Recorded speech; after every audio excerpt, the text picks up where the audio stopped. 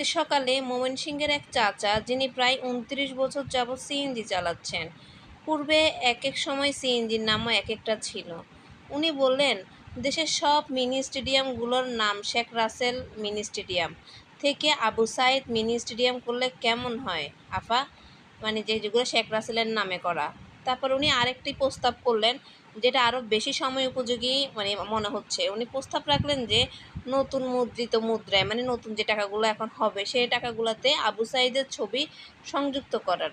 চাচা কিন্তু তেমন পড়াশোনা জানা মানুষ নন, অথচ তার দেশের প্রতি ভাবনা ও দূরদর্শিতা আমাকে অনেক বিস্মিত করেছে।